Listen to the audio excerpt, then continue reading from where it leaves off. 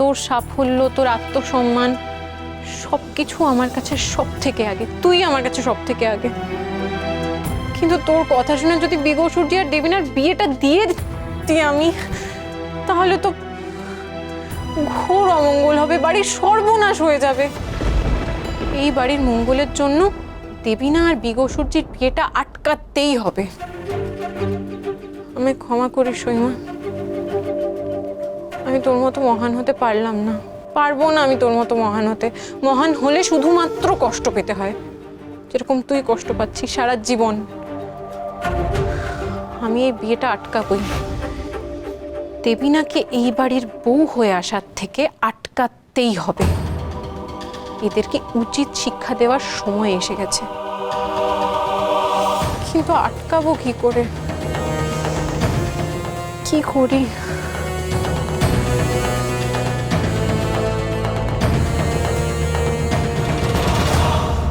Idea!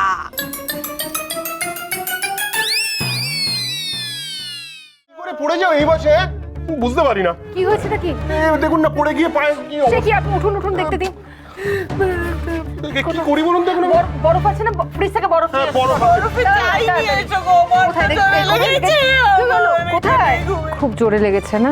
মনে হচ্ছে ভেঙে গেছে। ভেঙে গেছে এই বয়সে? বুড়ো বয়সে হাড় ভাঙলে কিন্তু সহজে জোড়া লাগতে চায় না। কি? আমি বুড়ো? সেটা বলি। বরফ, ওরে বাবা রে!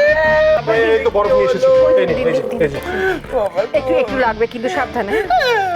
একটু এই তো কেমন লাগছে এখন রেনু? আমি মনে হচ্ছে না গো আজকে দাঁড়াতে পারবো। শরীরটা আমার খুবই খারাপ লাগছে। পাটার কি অবস্থা হলো? আজকে সারাদিনে রান্না বান্নার কি হবে হে ভগবান!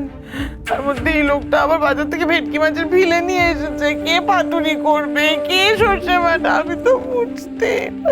আচ্ছা, তোমাকে তো ব্যতিব্যস্ত হতে হবে না, আমি তো এসে গেছি। আমি নয় রান্নাঘরটা সামলাবো, দাঁড়াও। না না সহজে নেবেন, আপনি এসব কি বলছেন?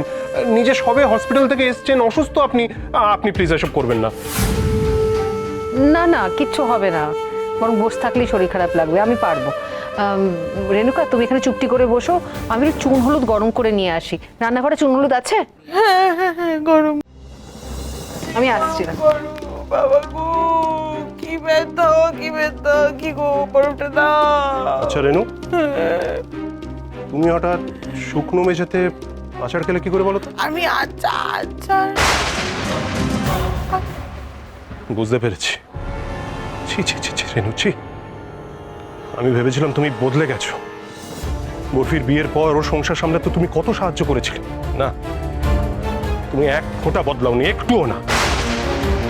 এখন তুমি সহচরী ম্যাডামকে দিয়ে কাজ করাবে বলে এসব এসব পায়ে লাগা, ব্যথা আর অভিনয় করছো। এই শোনো, বেশ করেছি, আমি অভিনয় করেছি, বেশ করেছি। এখন তুমি আমার মুখের উপর কথা বলবে না। বরফি শাশুড়ির জন্য আমি বিনা পয়সায় একটি চালও খরচা করবো না, এই তোকে বলে দিলাম। যতদিন এই বাড়িতে বিনা পয়সায় থাকবে, কাজ করে ঋণ শোধ করতে হবে, ব্যাস। প্রয়োজন হলে আমি আবারও এরকম নাটক করব। এই অভিনয়টা না করলেই পারতে রেণুকা, শুধু শুধু চুন হলুদটা নষ্ট হলো, এটা কোনো কাজেই লাগবে না। এই রেণুকা, তুমি এত চিন্তা করো না, আমি তো চাকরি করি, মাসের শেষে ওই মাইনে পেলে থাকা খাওয়ার সমস্ত খরচা আমি তোমাদের দিয়ে দেবো, কথা দিই। না না ম্যাডাম, আপনি কি বলছেন? রেনু কি বলতে কি বলে কোনো ঠিক নেই। আপনি মৈনাক বাবু চুপ করুন তো, বাড়ির কর্তারা এসব বোঝে না। বাড়িতে একজন আলাদা মেম্বার এলে তার খাওয়া দাওয়ার খরচায় কত, সেটা কোনো খেয়াল আছে? এইসব বাড়ির গিন্নিদেরই ম্যানেজ করতে হয়, সেটা আপনারা বুঝবেন না। এই যে তুমি কি ভালো বাড়ির গিন্নি ছিলে, তোমার মাথায় সংসার ছাড়ার ভূতটা কেন চাপলো বলো তো সহচরী? সহচরী ম্যাডাম, আমি আপনাকে বলছি, আপনাকে আর এই বাড়িতে থাকতে হবে না। আমি আপনার জন্য নতুন ভাড়া বাড়ির ব্যবস্থা করেছি, আমি কালকেই তার সাথে কথা বলতে যাব। আমি চাই না, কোনোভাবেই চাই না আপনি কেন সংসার ছেড়ে এসেছেন তার গসিপের মধ্যে আপনাকে পড়ে বিব্রত হতে হয়। তার ব্যবস্থা আমি করব। ধন্যবাদ। এক মিনিট, অফিস থেকে ফোন আসছে, একটু ধরে নি। হ্যাঁ হ্যালো, হ্যাঁ মানবী, আপনি ফোন করলেন হঠাৎ করে? হ্যাঁ, আসলে একটা দরকার আছে বলেই আপনাকে কল করলাম। ফোন ফোন কি বলছোটা কি? আরে বাবা, কিসের ফোন, কার ফোন? ফোন মানে হলো টেলিফোন, ফোন করতে হবে। এই শোন শোন শোন শোন, কি ব্যাপারটা কি? তখন থেকে ফোন ফোন করে কি গোলক দাদার মধ্যে ফেলছিস আমাদের? আমিও বুঝতে পারছি না কি ফোন, কিসের ফোন, কার ফোন? হেড অফিসে ফোন। মানে কাকে ফোন করবে তুমি? মানে দেবিনার বাবাকে যখন ডেকে কোনো লাভ হলো না, তখন এইবার দেবিনার মাকে ফোন করতে হবে।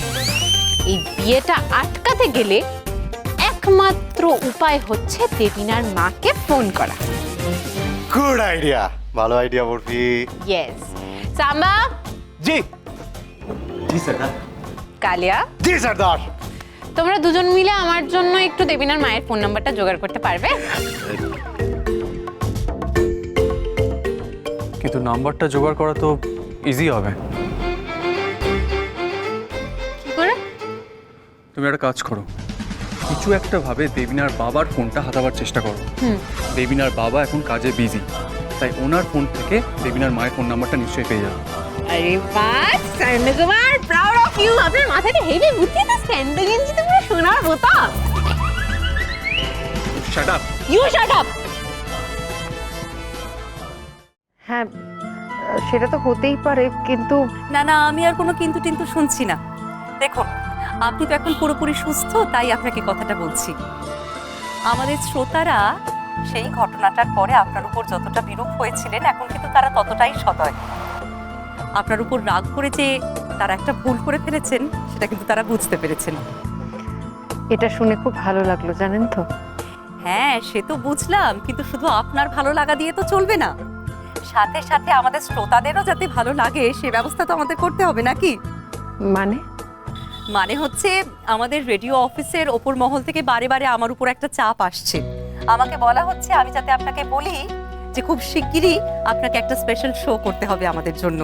তাই আমরা ঠিক করেছি যে আগামীকাল আপনাকে দিয়ে আমরা একটা শো করাবো, কাল বৈশাখী নিয়ে।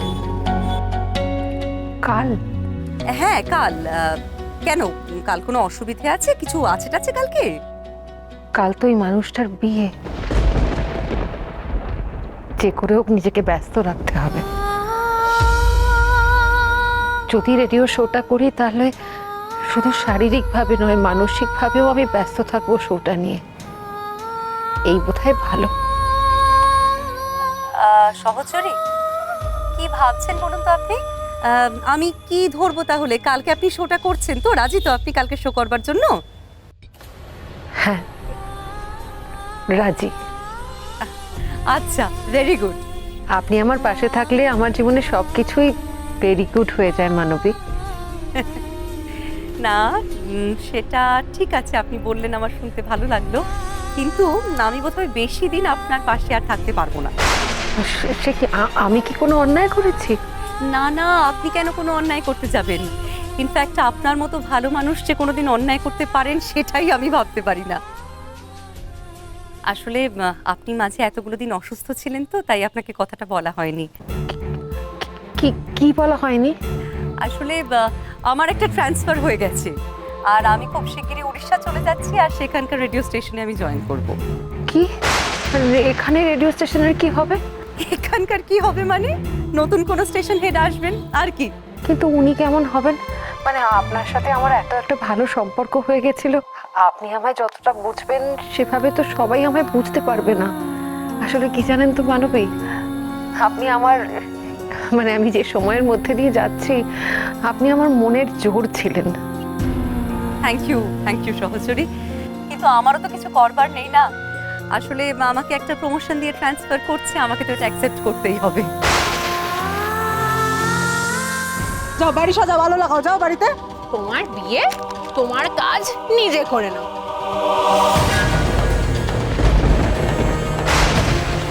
হ্যালো, সমরেশকে ফোন দাও। ওনার কালকে বিয়ে, এখন ঝগড়া করছেন, এখন কথা বলতে পারবেন না। Okay bye, tata. ইয়ার কি হচ্ছে? সমর বিয়ে মানে? সই তো সমর বউ। কে ফোন করেছিল? হ্যাঁ, কাকে সমর বিয়ের কথা বললে? আপনার থেকেও বেশি খিটকেল একজন ঠাকুমা। তোমাদের বড় পিসি ফোন করেছিল। হ্যাঁ, কি হবে? তোমাদের বড় পিসি এই বাড়িতে আসছে। সহচরী।